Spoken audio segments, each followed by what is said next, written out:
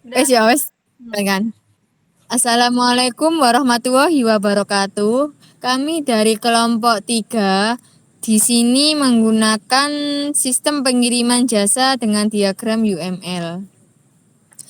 Nah, ini anggota kami yaitu ada Intan dengan akhiran NIM 130, Muhammad Faiz Hisham dengan akhiran NIM 133, Kenesti dengan NIM 135, serta Nevi dengan NIM 138.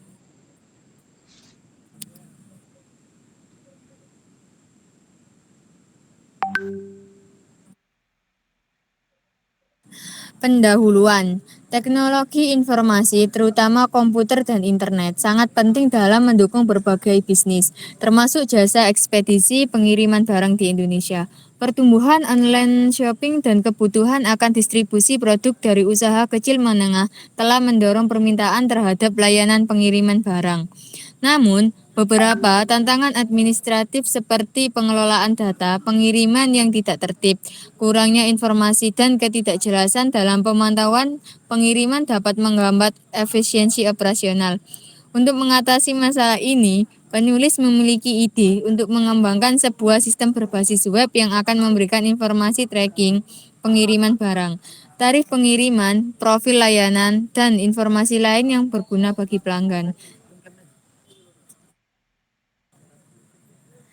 Dengan sistem ini diharapkan dapat meminimalisir kehilangan barang, kecelakaan kerja, dan memastikan pengiriman tepat waktu sesuai rencana awal. Ini akan membantu meningkatkan kepercayaan pelanggan dan efisiensi operasional dalam bisnis ekspedisi pengiriman barang. Akan dilanjutkan oleh rekan saya.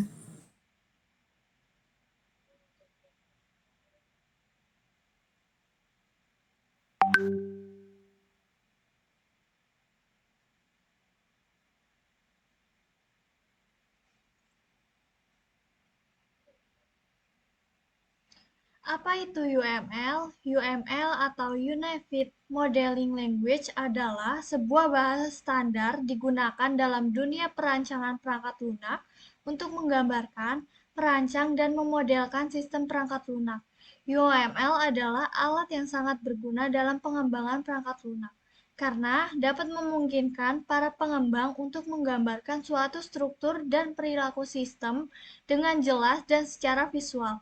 UML dapat digunakan dalam berbagai konteks, yaitu termasuk dalam pengiriman barang dan manajemen rantai pasokan. Lalu dilanjutkan oleh rekan saya.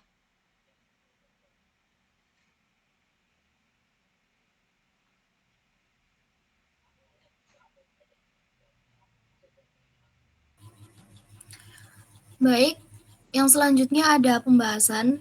Di sini ada user administrator yang mana user administrator itu dapat mengakses bagian login, lalu bisa mengakses untuk mengolah data user, pengolahan data pegawai, kemudian ada data kurir, data member, data pengiriman, data tracking, data tarif, data diskon, dan data laporan.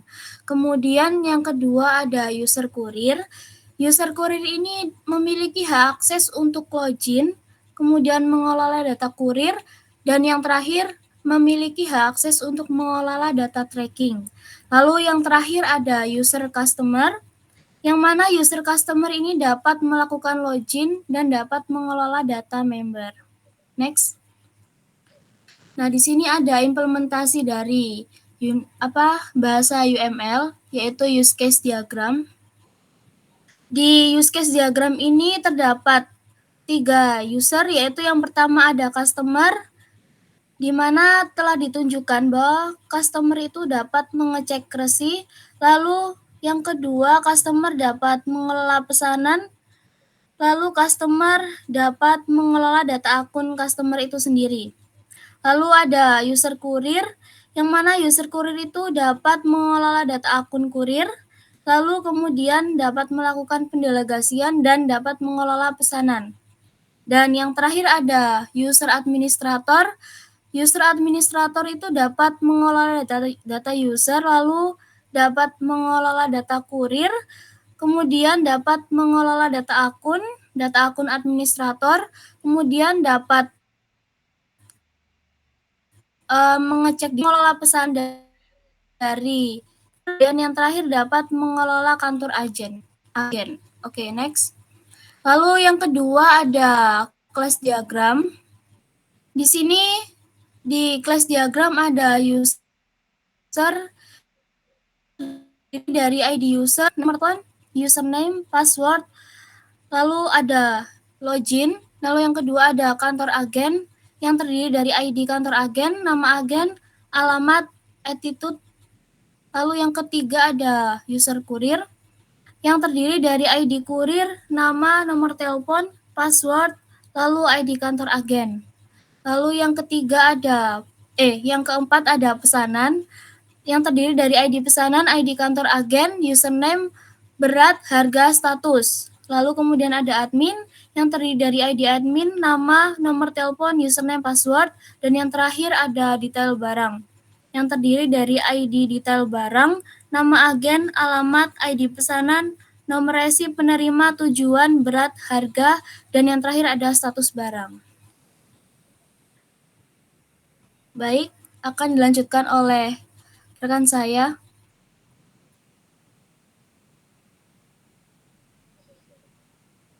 Faiz.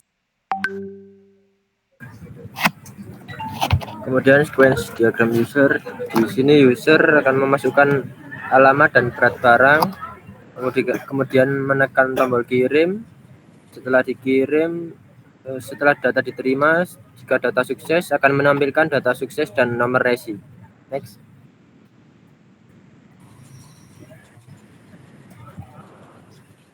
Kemudian kurir setelah menerima pesanan akan menekan tombol selengkapnya. Setelah sistem menerima, data akan diproses. Jika data berhasil diproses akan menampilkan perubahan status barang.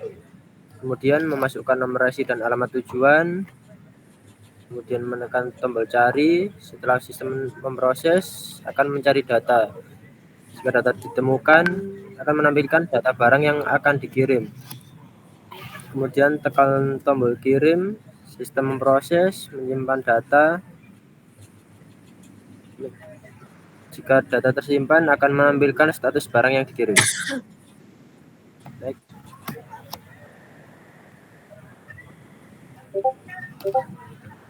Kemudian admin memilih kelola data customer, kemudian update data user, update valid akan menampilkan data.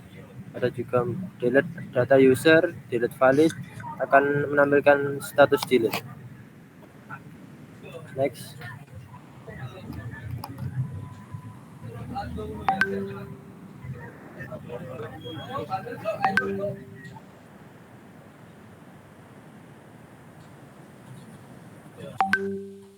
Baik, dilanjutkan oleh saya, yaitu selanjutnya ada sequence diagram administrator, yaitu kelola data kurir. Yang pertama itu akses kelola data kurir, kemudian mengupdate data kurir, yaitu data valid, kemudian akan menampilkan status updatean, kemudian delete data kurir, lalu data akan valid, dan yang terakhir akan menampilkan status delete. Next.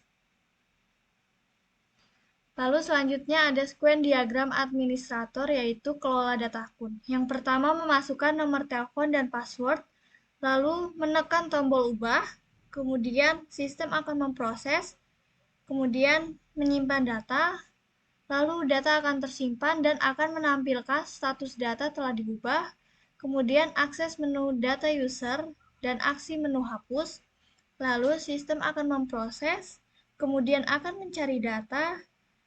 Setelah data ditemukan, akan menampilkan status perubahan aksi, lalu akses menu data kurir, dan akan melakukan aksi menu hapus, lalu sistem akan memproses dan akan menyimpan data, kemudian data akan tersimpan, dan yang terakhir akan menampilkan status perubahan aksi. Next.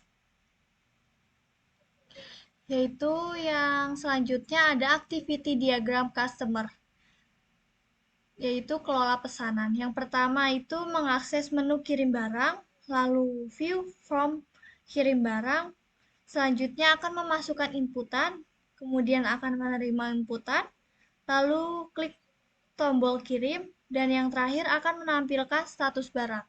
Lalu dilanjutkan oleh rekan saya.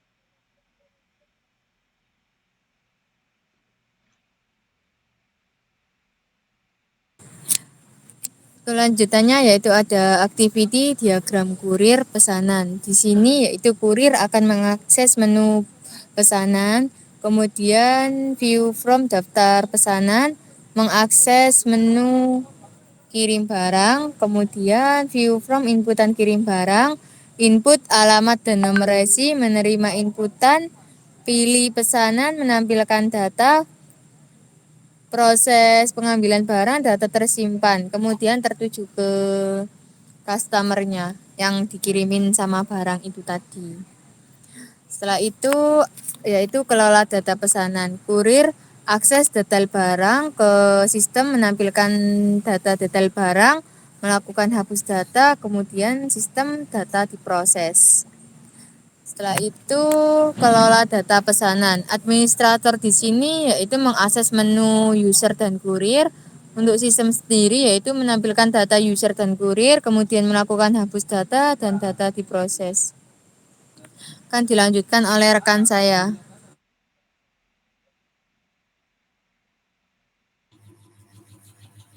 Baik, untuk activity diagram kelola data akun, di sini administrator dapat mengakses kelola data akun, kemudian sistem menampilkan form ubah data, lalu melakukan masukan username dan password baru, kemudian administrator dapat menerima perubahan data. Baik, selanjutnya.